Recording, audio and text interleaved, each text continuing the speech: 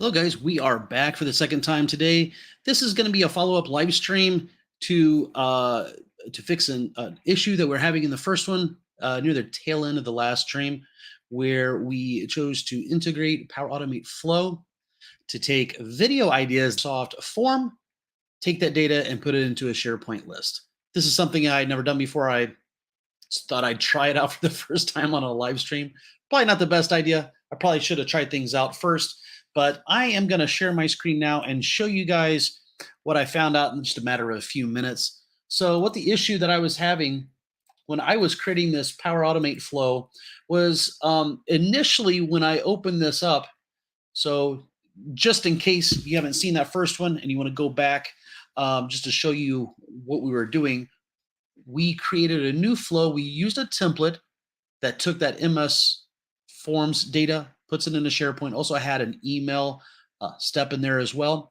We opened this up. The first step was to pick which form ID, which Microsoft form that we had there.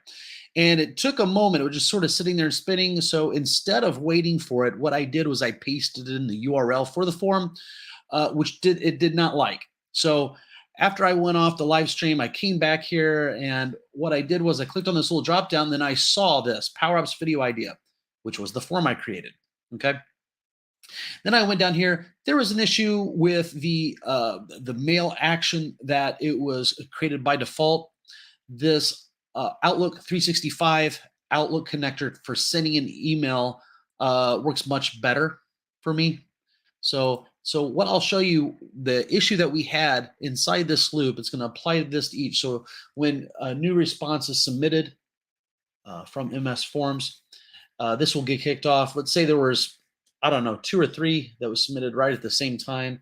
Let's say this flow gets executed once every 5 minutes or something. It would probably pick up all of them that were executed or that were entered. It would loop through each of them. Okay. It would create an item within the SharePoint list, which is, this is the same source that we're using for our gallery and our PowerApps application. Okay, so this is what we created here. We had this TBL video ideas, okay, and we connected to it from this gallery, and we made them appear here. Okay, now if I were to refresh this, I think I probably did another test just to make sure everything was working right before I started this live stream again. Okay, so yeah, we've got a test 2 and 3. So I can go through here and actually click down here and delete these 2 test records, which I'll do now. Okay, very good. Okay, so, and then the issue that I had before was it wasn't showing the individual questions, the values that were entered from that form. I couldn't access those individual ones because it couldn't access the form itself based on a URL. It was expecting an ID. So perhaps right after you're creating your form, you're creating this flow, you might want to wait for it to actually populate this dropdown before entering a custom value. Perhaps entering a custom value, there's some other value you could enter there. I'm not sure, but just picking it from the dropdown worked great.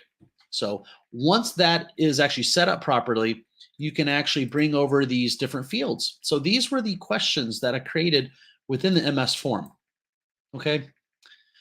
And so what I did is I swapped out that email, that send mail connector. This one works better. So I know that from PowerApps. I think with just the send mail connector, you got to set up the SMTP information.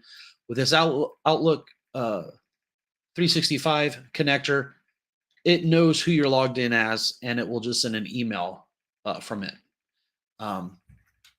So, and it works great. And so I set that up to send out an email. Now, what I've noticed with the MS form, how I set up the form over here, if I look into settings, I already set it up to get notifications. So right now when I look through my email, I'm getting an email notification when somebody fills it out from MS Forms, and then I get one from my flow as well. So I could probably turn this off if I wanted to, if I get tired of those emails. I don't think that video ideas are going to be coming in that often that it would bother me. But that was the missing link from the previous video. And I didn't want to leave you guys hanging. I didn't want to have to leave you guys to go out, and if you guys were following along, try to figure it out on your own. I wanted to do this follow up and make sure that you got the rest of the puzzle here. I did not mean to close that. Let me reopen close tab. There we go. Hopefully we'll bring that back up. And as you can see here, as you look at the form, look at the flow, you can see my first two failed and then these others succeed. I did a test and then these other two succeeded. So it was actually pretty easy. Just if you've never done it before, you might make a weird mistake like that. So there is my follow-up. I don't see that there are any questions right now, but if somebody looks at the previous live stream, I will include a link to this video as a comment, a pinned comment down below on that one. And I might actually leave a pinned comment in this video if you're playing it back, if you want to get to the previous one.